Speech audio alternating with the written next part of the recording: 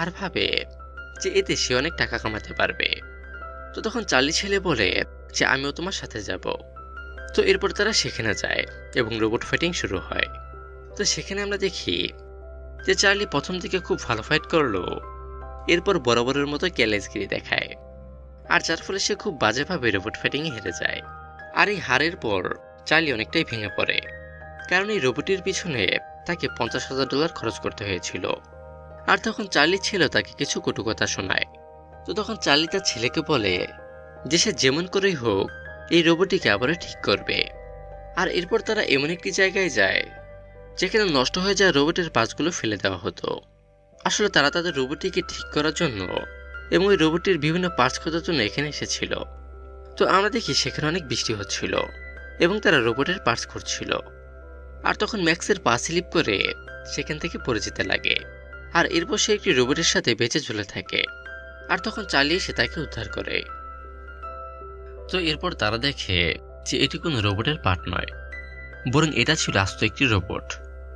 তো তখন ম্যাক্স এই রোবটটিকে নিতে চায়, কিন্তু তখন চার্লি বলে যে আমার কাছে এই ভাঙা রোবটের পেছনে সময় নষ্ট করার মতো একদমই সময় নেই, আর তার উপর সেখানে বৃষ্টি হচ্ছিল।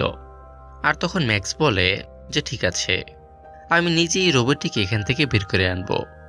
তো এরপর আমরা দেখি যে তারা ওই রোবটটিকে নিয়ে চার্লির ওই মেয়ে বন্ধুটির কাছে আসে। সেখানে চার্লি তাকে বলে যে ম্যাক্স এই রোবটটিকে নিয়ে এসেছে, কিন্তু আমি জানি এটি কোনো কাজের নয়, এটি অনেক আগে নষ্ট হয়ে গিয়েছে।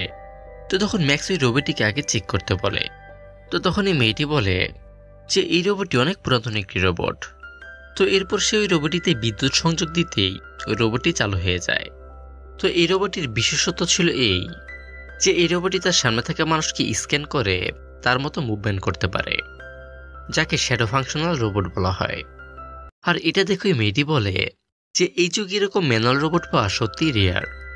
আর এরপর ওই মেয়েটি একটি রিমোট কন্ট্রোল সেট করে দেয়, যেটা দিয়ে সেই রোবটটিকে চালাতে পারবে।